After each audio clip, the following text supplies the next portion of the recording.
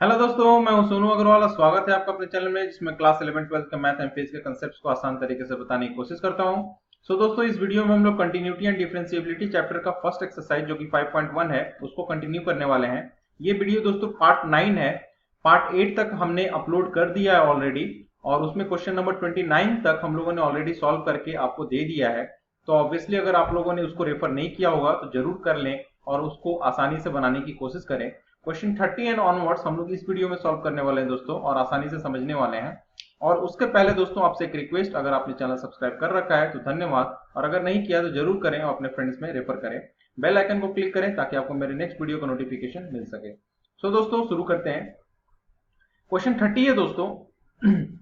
Find the values of a and b such that the function defined by this is continuous function. ये function आपको जो दिया हुआ है ये कंटिन्यूअस है और आपको बोला है कि a और b के वैल्यूज निकालने के लिए a और b का आपको वैल्यू निकालना है। तो दोस्तों देखिए आप, तो ये क्वेश्चन बहुत ही इंपॉर्टेंट क्वेश्चन है। सीबीएसई के लिहाज से सीबीएसई में बहुत बार पूछा गया है और इनफैक्ट कंपटीशन एग्जाम्स में भी इस तरह के क्वेश्चंस पूछे जाते हैं दोस्तों। इस तरह के क्वेश्चंस को बहुत आसानी से डील किया जा सकता है, लेकिन आपको बोर्ड में किस तरह से लिखना है मैं उस तरह से उदाहरण देते हुए बताऊंगा और आप उसको शॉर्ट में भी आप उसको बना सकते हैं अगर आपका कंसेप्ट बैठ जाए, आपका प्रॉपरली इसमें हाथ बैठ जाए तो सबसे पहले तो ऑब्वियसली यहाँ पे कितने पॉइंट्स है दोस्तों, टर्निंग पॉइंट कितने हैं, तो दो है। तो आप लिख लोगे 2 एंड 10, ठीक है। तो 2 के पहले दोस्तों कितना है फंक्शन का वैल्यू 5, 2 पे कितना है 5, 2 और 10 के बीच में कितना है ax प्लस b, 10 पे कितना है 21 और 10 के बाद भी है 21। तो फर्स्ट ऑफ ऑल जैसा हमने ये पहले किया करते थे हम लोग उसी तरीके से मैंने यहाँ पे नंबर लाइन में आपको रिप्रेजेंट कर दिया है फिर से। तो आप इसको इस तरह से पहले लिख लेंगे। अब देखो जब कंटिन्यूअस है तो 2 पे भी कंटिन्यूअस होगा और 10 पे भी कंटिन्यूअस होगा, करेक्ट। तो हम लोग क्या करेंगे 2 के, अब आप देखो पहले मैं सीबीएसई के हिसाब से मैं आपको बता देता हूँ। तो ऑब्वियसली हम लोग पहले 2 पे भी कंटिन्यूअस है तो एट एक्स इक्वल टू 2 पे हम लोग चेक करेंगे इन द सेंस कि एक रिलेशन निकालेंगे। तो एट एक्स इक्वल टू 2 पे एफ ऑफ 2 कितना हो जाएगा दोस्तों, एफ ऑफ 2 आ जाएगा 5। एलएचएल कितना आ जाएगा, एलएचएल यहाँ पे कांस्टेंट फंक्शन है तो ये भी 5 हो जाएगा, इसको सॉल्व करने की जरूरत नहीं है। आरएचएल क्या आ जाएगा, आरएचएल हो जाएगा limit x tends to 2 minus f x and that is equal to limit h tends to 0, limit h tends to 0 f of 2 minus h and that is equal to limit h tends to 0 a 2 minus h plus b। तो यहाँ पे h 0 डालेंगे तो ये आ जाएगा 2a plus b। तो ठीक है, तो यानी कि हमारा since function is continuous at 2, since function is continuous at 2, therefore ax plus 2a plus b must be is equal to 5। This is your first equation. तो पहला इक्वेशन आपको मिल गया दोस्तों, दैट इज फर्स्ट, ठीक है। इसी तरीके से सेम टू सेम हम लोग यहाँ पे कितना किसमें हम लोग सॉल्व करेंगे 5 पे। किस पे करेंगे हम लोग 5 पे करेंगे कि at x equal to 10, sorry 10 दिया हुआ है तो 10 पे हम लोग चेक करेंगे। तो 10 के पहले तो एफ ऑफ 10 दोस्तों देख लो आप, एफ ऑफ 10 कितना है, एफ ऑफ 10 21 है। आरएचएल देख लो 21 आने वाला है क्योंकि कांस्टेंट है। लेकिन एलएचएल की बात जब करेंगे तो हम लोग limit x tends to 10 minus f x and that is equal to limit h tends to 0 f of 10 minus h and that is equal to limit h tends to 0 a into 10 minus h plus b। तो यहाँ पे अगर h 10 0 डाल देंगे तो ये आ जाएगा 10a प्लस b। तो since function is continuous at x equal to 10, so therefore 10a plus b must be equal to 21। so this is your second equation, this is your second equation। अब इन दोनों equation को आप solve कर लो, इन दोनों equation को आप solve कर लो। तो 2a प्लस बी 5 है और 10a प्लस बी 21 है, इन दोनों को हम लोग सॉल्व कर लेंगे, ठीक है। तो b भी कैंसिल हो जाएगा तो यहाँ minus 8a is equal to minus 16, यहाँ से a आ जाएगा 2 दोस्तों और a अगर 2 डाल दोगे किसी भी एक इक्वेशन में तो 4, यानी b आ जाएगा 1, b आ जाएगा 1। तो इस तरीके से आप a और b का वैल्यू आप निकाल सकते थे इस क्वेश्चन में। ठीक है, अगर आपको कंपटीशंस में इसी क्वेश्चंस को आपको डील करना है तो ऑब्वियसली अगर कंटिन्यूअस दे दिया है दोस्तों, तो कंटिन्यूअस दे दिया है तो आप यहाँ पे डायरेक्टली डील कर सकते हो। देखो 2 पे 5 होने वाला है, 2 के पहले 5 है, यानी कि आपको इसी से रिलेट करना है, तो आपको डायरेक्टली आप इक्वेशन बना सकते हो। अगर आपका ऑब्वियसली कॉन्सेप्ट क्लियर हो गया हो तो 2a प्लस बी डायरेक्टली यहाँ से 5 लिख सकते हैं, और यहाँ से 10 में भी 10 के पहले क्योंकि, तो 10a प्लस बी भी आप डायरेक्टली लिख सकते हैं 21, क्योंकि 10 पे फंक्शन कितना है 21 है। तो आप डायरेक्टली इन दोनों इक्वेशन को सॉल्व करके आप डायरेक्टली आंसर निकाल सकते हैं। लेकिन जब सीबीएसई की बात आएगी, जब बोर्ड में आपको सॉल्व करना है, तो ऑब्वियसली आपको इस तरह से जाना चाहिए।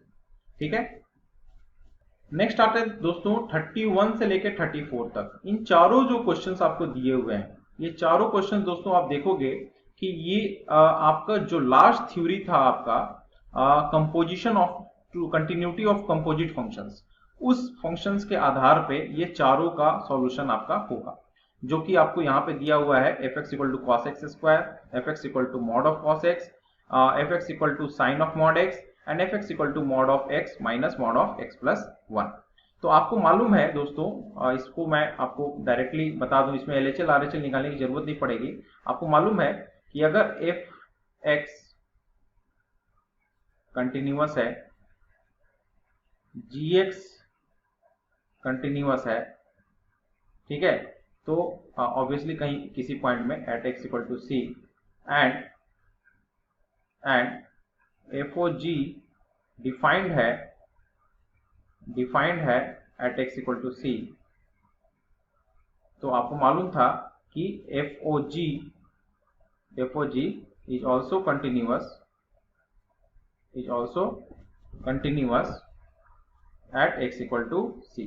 ये आपका थ्योरम 2 था आपका, जो कि आप लोगों ने थ्योरी पढ़ा था। ठीक है, तो उसी आधार पे यहाँ पे दोस्तों आप देखोगे तो आपको सब इसमें मेनली आपको करना है सेम थ्योरम को यूज कर आप इन चारों क्वेश्चंस को सॉल्व कर रहोगे। तो यहाँ पे जो आपको सिर्फ आपको अच्छे से रिप्रेजेंट करने आना चाहिए। जैसे fx इक्वल टू दोस्तों क्या है, cos ऑफ एक्स स्क्वायर। तो यहाँ पे आपको देखो ये दो फंक्शन का कंपोजिट दो फंक्शन का कंपोजिशन है। एक अगर आप gx ले लो, आप एनसीईआरटी रेफर कर सकते हो, एनसीईआरटी एग्जांपल्स को कैसे लिखना है। ठीक है, आप gx क्या है cos x और hx आप मान लेते हैं एक्स स्क्वायर। तो ये आपका जो है, ये अगर हम इसको g ऑफ hx लिखें, g ऑफ h, तो आपको यहां देखना है g ऑफ hx, इस तरीके से हम लोग लिख सकते हैं। तो g ऑफ hx यानी g of x square and that is equal to cos of x square and this is nothing but fx। तो आपको इस तरीके से लिखना होगा। पहले आपको ये दिखलाना होगा कि fx is a composite of two functions and cos x is continuous, gx obviously gx क्या है cos x, तो gx इज कंटिन्यूअस एवरीवेयर, ठीक है, इस तरीके से आप लिख सकते हैं। Also hx being a polynomial function, ये पॉलिनोमियल है, ये भी continuous, polynomial is continuous everywhere, ठीक है। तो therefore composite of two continuous function, therefore fx, ऐसे लिख देना, therefore fx is composition of two continuous functions,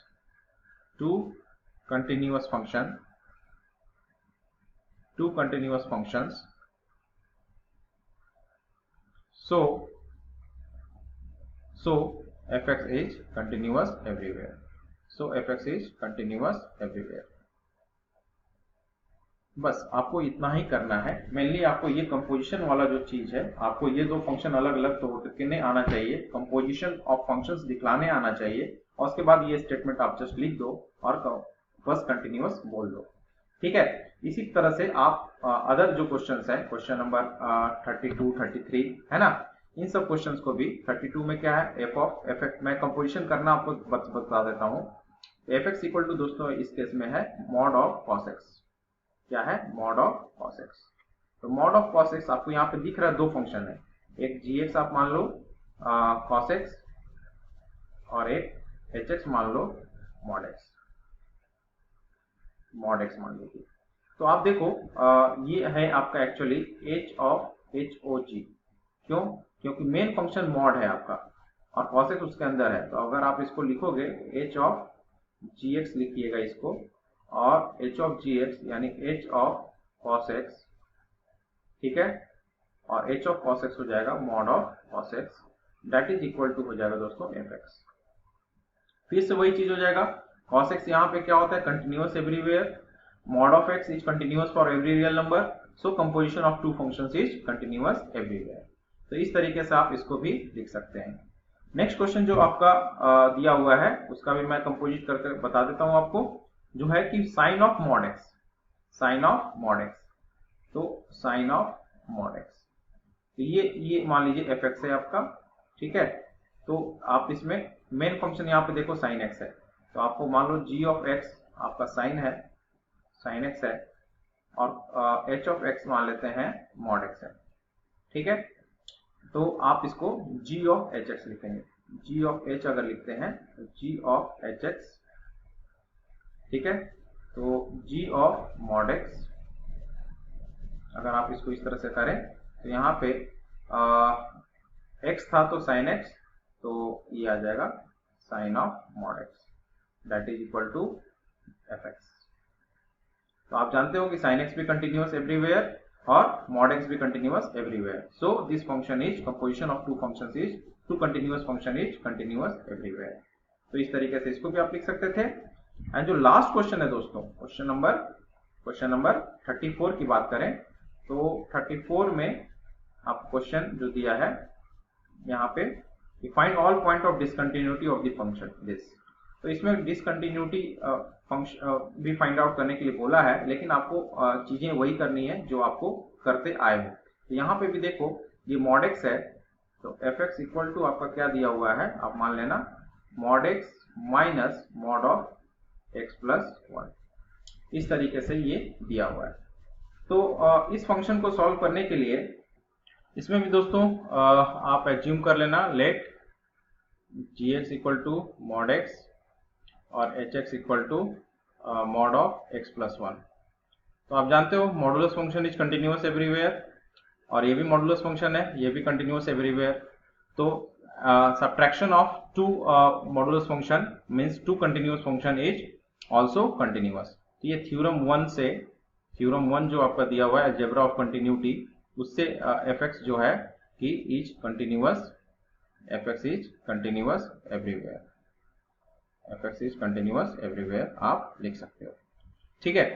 इस तरीके से ये, क्योंकि subtraction of two continuous function is also continuous, तो आप इंडिविजुअली ये दोनों कंटिन्यूअस है। तो इसमें देखो दोस्तों ये जितने भी क्वेश्चंस मैंने बताए हैं क्वेश्चन नंबर 31 से लेकर 34 तक, इन सारे क्वेश्चंस में मैंने आपको शॉर्ट में जैसा आपके एनसीईआरटी बुक में बताया है उस तरीके से मैंने आपको बता दिया है। लेकिन यहाँ पे थोड़ा सा आपको ध्यान देना होगा कि अगर आपके क्वेश्चंस 31 से 34 यानी कंपोजिशन ऑफ फंक्शंस वाले क्वेश्चंस के मार्किंग अगर जिस हिसाब से दिए रहेंगे उस हिसाब से आपको प्रोसीड करना चाहिए। अगर ये 2 मार्क्स में दिया है, कितने मार्क्स में? 2 मार्क्स में, तो obviously you must proceed like this. लेकिन अगर ये कहीं दे दिया आपको 4 मार्क्स में, अगर ये 4 मार्क्स में दे देता है तो ऑब्वियसली दोस्तों आप मानो तो इसी तरीके से g x and h x इस तरीके से मान के आप चलो, लेकिन sine x as a theorem नहीं है दोस्तों कि ये कंटिन्यूअस एवरीवेयर है, और मॉड एक्स कहीं ऐसा थ्योरम एज ए थ्योरम नहीं दिया हुआ कि कंटिन्यूअस एवरीवेयर है। तो you need to prove sine x continuous, mod x भी कंटिन्यूअस, और उसके बाद composition of two continuous function is also continuous. तो आपको इसको भी प्रूव करने की जरूरत है एवरीवेयर कंटिन्यूअस, और इसको भी प्रूव करने की जरूरत है एवरीवेयर कंटिन्यूअस, और इसके प्रूफ्स आपके दिए हुए हैं आपके बुक में, आपने पहले किया भी है। तो उन 2 स्टेप्स को आपको इसके साथ ऐड करना पड़ेगा अगर ये 4 मार्क्स के क्वेश्चन हुए तो, ठीक है। उसी प्रकार से मेरा यहाँ पे भी आपका क्वेश्चन नंबर 34 में भी आपको इसी तरीके से आपको हैंडल करना पड़ेगा। It depends upon marking scheme, और उसके हिसाब से अपने आंसर्स को मैनिपुलेट आप कर लेंगे, ठीक है दोस्तों। सो इस तरीके से एक्सरसाइज 5.1 कंप्लीट होता है, और होपफुली आपको अच्छा लगा हो और आपको सारे क्वेश्चंस के सॉल्यूशन समझ में आए हो। So till next video, thank you, have a nice day, do subscribe my channel.